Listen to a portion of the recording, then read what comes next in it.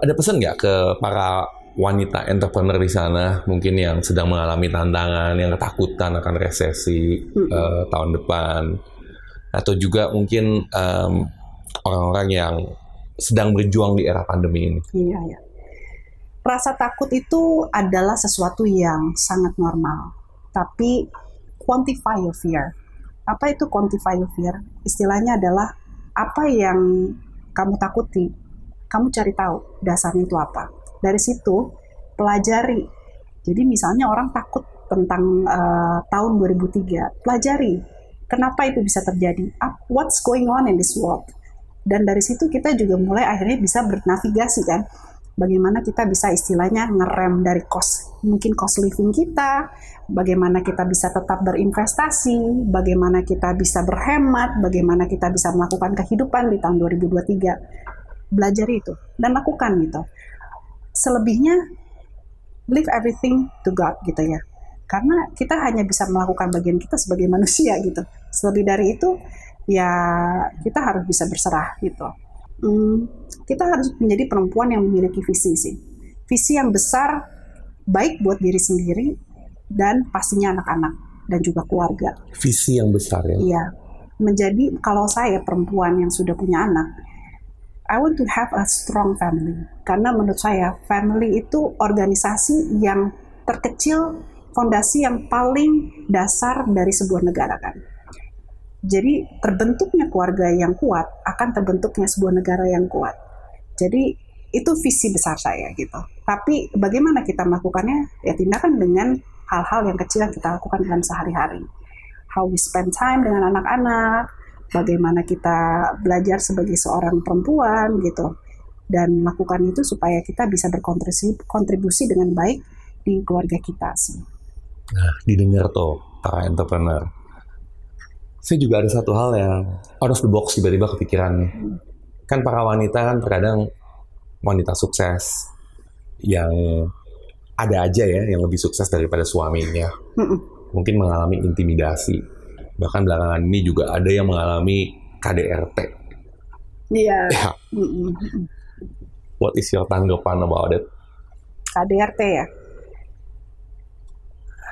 Karena menurut saya kalau bicara mengenai, memang konteksnya kalau di negara Asia, laki-laki is the breadwinner ya, yang menjadi breadwinner di dalam keluarga, yang membawa istilahnya uang belanjaan bulanan. Yeah. Tapi kalau bicara mengenai, kalau menurut saya suami istri is about partnership ya. Jadi kalau yang satunya sedang turun, that's where we support each other gitu loh. Dan saya sih sangat percaya dengan konteks ya suami kalau dia nggak bisa secara financial saat itu sedang menurun, ya si istri juga sebenarnya bisa juga membantu gitu loh. Dan bicara mengenai KDRT itu it's another story sebenarnya ya, karena KDRT itu biasanya sudah ada akarnya dan akhirnya timbulnya terjadinya di keluarga gitu. Nah makanya penting buat perempuan kalau lagi pacaran buka mata lebar-lebar supaya bisa tahu bibit daripada si laki-laki tersebut gitu. Dan kalau saya sih, kalau sudah keluarga KDRT ya memang harus ditindak secara tegas, baik secara hukum, karena itu bicara mengenai keselamatan daripada si perempuan atau laki-laki ya, karena KDRT itu bisa laki-laki atau perempuan ya. Bisa both sides ya? Bisa both sides. Dan yang kedua adalah yang harus diterapi juga adalah pasti anak-anak, karena itu akan berimbas kepada anak-anak. Dan yang ketiga adalah kalau memang si laki-laki ini tidak bisa sembuh, banyak yang tidak bisa sembuh. Berapa persen sih yang bisa sembuh? Saya sih kurang tahu ya berapa persennya. By roughly mungkin. Maybe 80% ya nggak bisa sembuh. 80% nggak Pareto bisa. Ya. Berarti iya, kemungkinan besar bakal terulang. Kecuali ya? mungkin si laki-lakinya go through a life experience gitu. Oke.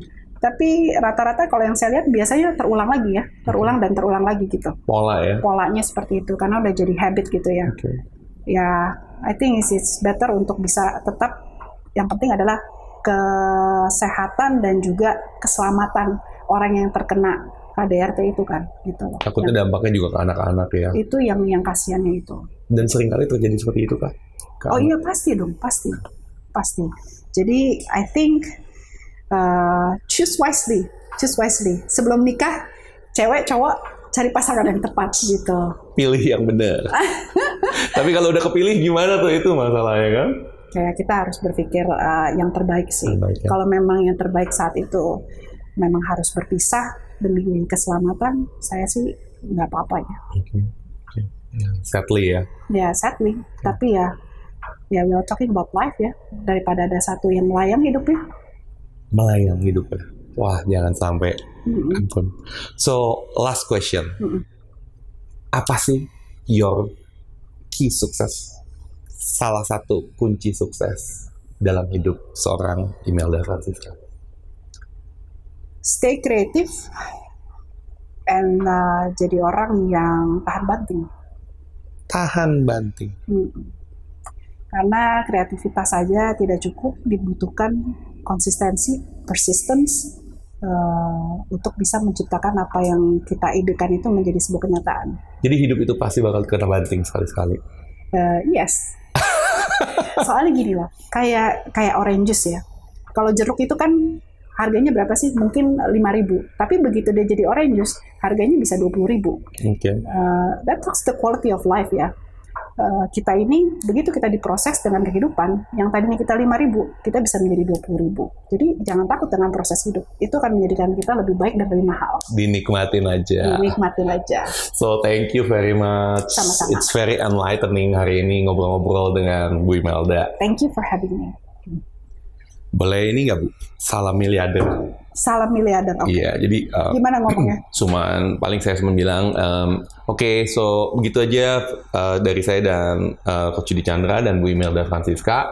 Salam miliarder. Oke. Cuman penutupannya doang. Oke. Ya. So guys, belajar banyak banget. Saya hari ini juga belajar banyak, bukan hanya mengenai tentang entrepreneurship aja ya, tapi juga tentang psikologi, wanita, dan juga bagaimana menjadi seorang yang berhasil dan menjadi terus-menerus bisa beradaptasi dan kreatif.